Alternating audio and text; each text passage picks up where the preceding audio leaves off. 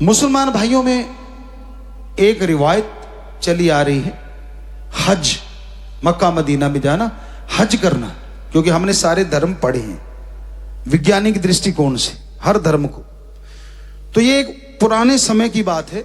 और हज भी क्या होता है, हर धर्म में होता है कि मैं पहले जाऊं, इस दिन मेरी हाजिरी पहले लगनी चाहिए। एक फकीर चल पड़ा तो सिर पे एक मुसाफा, पुराने जो सूफी संत थे खास करके मुसलमान, बहुत बड़ी एक पगड़ी बांधा करते थे, अलग स्टाइल था उसका, मुसाफा कहा जाता था। तो वो बड़ी सी पगड़ी बंधी हुई थी और उस सफेद कपड़े पहनते थे। हज जाता है जो कोई, सफेद कपड़े, तो सफेद कपड़े पहने थे, मुसाफा वो जो पहना था।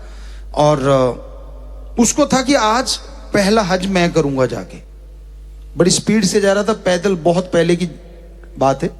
लोहे की टायर या लकड़ी के टायर वाली गाड़ी या गाड़े हुआ करते थे, ऊंट या बैल उन्हें खींचा करते थे उस जमाने की। तो वो चला जा रहा है, अचानक उसे एक आवाज सुनाई दी, कोई करहा रहा है, कोई दर्द से व्याकुल है, कोई तड़पती हुई आवाज आई कानों में।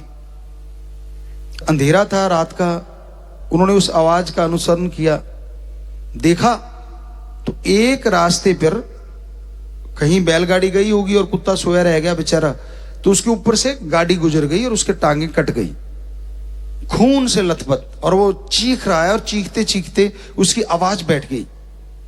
अब उस फकीर ने ये नहीं देखा कि मैं तो हज करने जा रहा हूं, सफेद कपड़े, उसने उसे ऐसे कौड़ी में भर लिया, गोद में, और भर के ध्यान दिया कि हाँ यहाँ आसपास ही पेड़ हैं और पेड़ों का मतलब कुआं है, पानी की कोई जगह है।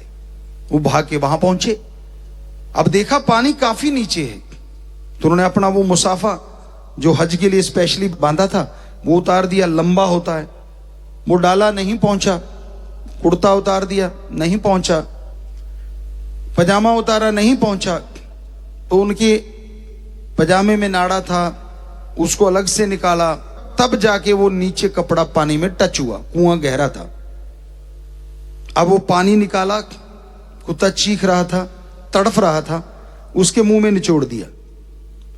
निचोड़ा तो नेचुरली तड़फते हुए जीव के मुंह में पानी की बूंद आए, तो वो पानी एक ऐसी दवा का काम कर जाता है जो कोई भी नहीं कर सकती। तो पानी डलते ही वो करहाना बंद हो गया, शांति मिली। उसने दया भरी आंखों से फकीर को देखा, फकीर की आंखों में आंसू आए और कुत्ता शांत हो गया, यानी गुजर गया। अब फकीर ने कपड़े पहने और जब अपना हुलिया देखा तो सारा खून से लथपथ।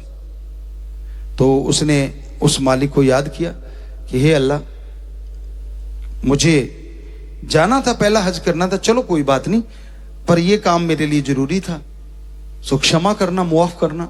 यूं कह के वो फकीर सो गया। अभी आंख लगी ही थी, अचानक एक तेज प्रकाश आया और जिसके लिए हज करने जा रहा था वो उसके पास चल के आ गया।